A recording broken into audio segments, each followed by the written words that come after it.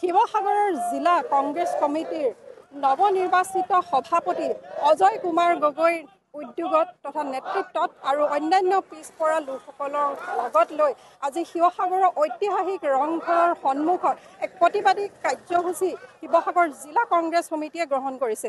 আৰু ইয়াৰ এক মূল উদ্দেশ্য হৈছে যে ৰাষ্ট্ৰীয় শিক্ষণ গৱেষণা আৰু প্ৰশিক্ষণ পৰিষদৰ দ্বাৰা প্ৰস্তুত কৰা অষ্টম শ্ৰেণীৰ যি পাঠ্যক্ৰম তাতে আহোমসকলৰ যি ইতিহাস সেয়া বিকৃত কৰাৰ এক অভিযোগ উত্থাপন কৰিছে, যাৰ কাৰণে এনেকৈ আজি সম্পূৰ্ণ ৰংঘৰৰ সন্মুখত অসম প্ৰদেশ কংগ্ৰেছ কমিটিৰ নিৰ্দেশত এনেকৈ তেওঁলোক বহি পৰিছে এক প্ৰতিবাদী ধৰ্ণা কাৰ্যসূচী।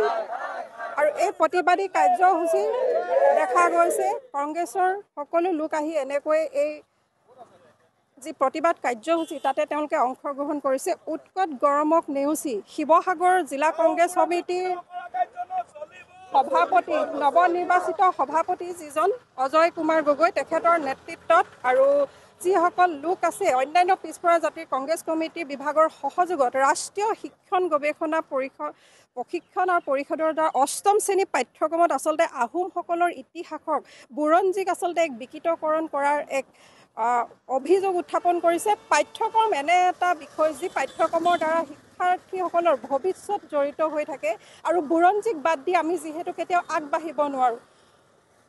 আহোমসকলৰ ৬০০ বছৰ ৰাজত্বৰ গৌৰৱৰ ইতিহাস শিৱসাগৰৰ যি স্বৰ্ণলিপি লিপিবদ্ধ হৈ আছে তেনে ঠাইত আজি তেওঁলোকে এক প্ৰতিবাদী কাৰ্যসূচী গ্ৰহণ কৰিছে।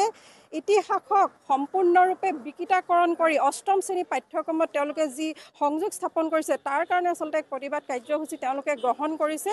আহক ইয়াৰ সবিশেষ তেওঁলোকৰ পৰাই জানো। অজয় দা, প্ৰথমে এটা কথা জানিব বিচাৰিম, অষ্টম শ্ৰেণী পাঠ্যক্ৰমত যিটো বিষয় উত্থাপন কৰা হৈছে আহোমৰ শৌৰ্য বীৰ্য ধৈৰ্য শক্তিৰ কথা বীৰত্বৰ কথা সমগ্ৰ বিশ্বই জানে, তেনে ক্ষেত্ৰত যিটো বিষয় উত্থাপন কৰা হৈছে তাত কিছুমান আশ্বাস থাকি গ'ল, যাৰ কাৰণে আপোনালোকে আজি প্ৰতিবাদী কাৰ্যসূচী হাতত লৈছে। এই গোটেই সমগ্ৰ বিষয়টোক লৈ কি ক'ব?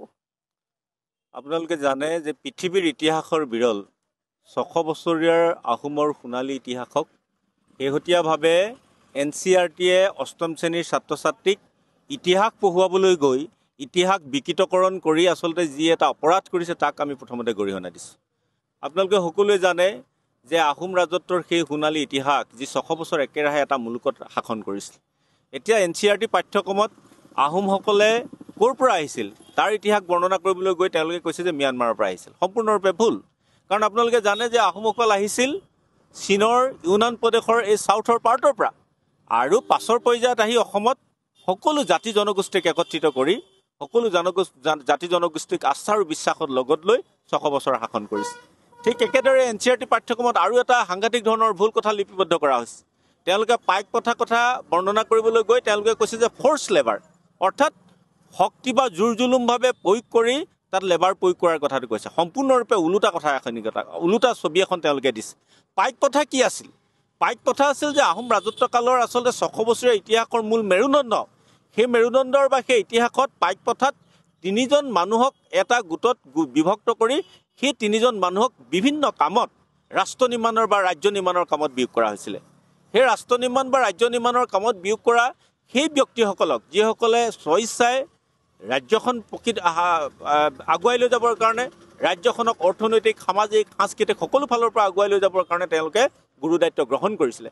কিন্তু NCERT পাঠ্যক্ৰমত এই বুলি অন্তৰ্ভুক্ত কৰা হৈছে যে ফ'ৰ্চ লেবাৰ বা জোৰ জুলুমভাৱে প্ৰয়োগ কৰি এই পাইকসকলক কাম কৰিবৰ কাৰণে বাধ্য কৰা হৈছিল বুলি কোৱা হৈছে। সেইটো সম্পূৰ্ণৰূপে ভুল। আমি তেনেধৰণৰ ভুল ব্যাখ্যাৰে নতুন প্ৰজন্মক আহোমৰ সেই সোণালী ঐতিহ্য আৰু বীৰ্যক যাতে তেওঁলোকে বিকৃতকৰণ কৰি পেলাই পঢ়ুৱাবৰ কাৰণে প্ৰয়াস নকৰে তাৰ কাৰণে আমি চৰকাৰক দাবী জনাইছোঁ। আৰু আপোনালোকে সকলোৱে জানে যে এতিয়া বিজেপি চৰকাৰৰ দিনত এটা আৰম্ভ হৈছে যে ইতিহাস কেনেকৈ বিকৃত কৰিব পাৰি আৰু ইতিহাসৰ যিটো ঐতিহ্য তাক বিকৃত কৰি পেলাই এক নতুন ইতিহাস সৃষ্টি কৰাত তেওঁলোকে লাগি গৈছে। 17বাৰকৈ মোগলক পৰাস্ত কৰা এটা মানে এনেধৰণৰ জাতি বা আমি যদি কওঁ আমাৰ গৌৰৱ অসমৰ বাবে ৬০০ বছৰ আহোমৰ ৰাজত্বৰ যি চানেকি আমি আজি তাৰ সন্মুখতে আপোনালোকে আজি প্ৰতিবাদ কাৰ্যসূচী কৰিছে। ৰাজনৈতিক দলেই হওক বা অসমৰ বিশেষকৈ উজনি অসমৰ শিৱসাগৰতে দেখা যায় যে দল সংগঠনৰ প্ৰাণ কেন্দ্ৰস্বৰূপ বুলি ক'লেও ভুল নহয়।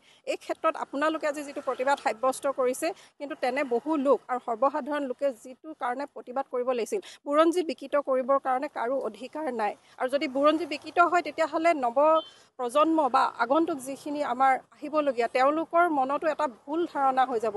প্ৰথম কথাটো হ'ল যে আহোমসকল আহিছিল ক'ৰ পৰা, সেই গুৰি শিপাডালেই ভুলকৈ উত্থাপন কৰা হৈছে। এই ক্ষেত্ৰত কি ক'ব?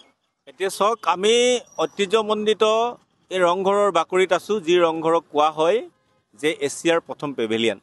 এই এছিয়াৰ প্ৰথম পেভিলিয়ন ৰংঘৰক আমি সাক্ষী কৰি এটা কথা কৈছোঁ যে বিজেপি চৰকাৰ ইতিহাস বিকৃত কৰি নতুন প্ৰজন্মক ইতিহাস জনাৰ পৰা যি আচলতে অসমনীয় অপৰাধ কৰিছে, তাক আমি প্ৰথমতে বিৰোধ কৰিছোঁ আৰু তাৰ গৰিহণা দিছোঁ। আৰু দ্বিতীয় কথাটো হ'ল যে আহোম ৰাজত্বৰ ইতিহাস জনা ইমানবোৰ আমাৰ বিদগ্ধ পণ্ডিত আছে, সেইসকলৰ পৰা ৰায় বিচাৰ নোলোৱাকৈ, তেওঁলোকৰ পৰা পৰামৰ্শ নোলোৱাকৈ NCERT-য়ে ক'ৰ পৰা অদ্ভুত ধৰণৰ তেওঁলোকে এই তথ্যবিলাক সন্নিৱিষ্ট কৰিছে, সেইটো দেখি আমি আচৰিত হৈছোঁ যে আহোমসকল ক'ৰ পৰা আহিলে। এই কথাটো যদি নতুন প্ৰজন্মক ভুলকৈ জনোৱা হয়, আহোমসকল ক'ৰ পৰা আহি পেলাই ইয়াত 600 বছৰ ৰাজত্ব কৰিলে, ইতিহাসৰ পাত যদি লুটিয়াই চাওঁ, বিৰল এটা ঘটনা। এনেধৰণৰ ঘটনাবিলাকক তেওঁলোকে আচলতে নস্যাৎ কৰিবলৈ গৈ বা আহোম জাতিৰ যিটো শৌৰ্যবীৰ্যক তেওঁলোকে নস্যাৎ কৰিবলৈ গৈ তেওঁলোকে আগমনৰ যিটো যাত্ৰা বা তেওঁলোকৰ অৰিজিন যিটো, সেই অৰিজিনটোক বিকৃত কৰি অসমীয়া অপৰাধ কৰিছে বুলি ভাবিছোঁ। আৰু তেনে কাৰ্যৰ পৰা বা তেনে যিটো ভুল তথ্য NCERT পাঠ্যক্ৰমত সন্নিৱিষ্ট কৰিছে, তাক আমি উদ্যোগ কৰিবৰ কাৰণে আমি দাবী জনাইছোঁ।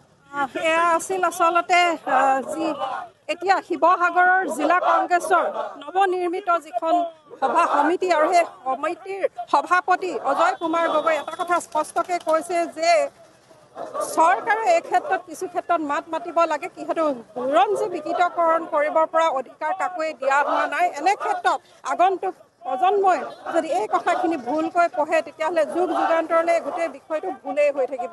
শিৱসাগৰৰ ৰংঘৰৰ সন্মুখত কংগ্ৰেছৰ প্ৰতিবাদস্থলীৰ পৰা মই ববিতা ভৰালী, ঈশ্বৰ।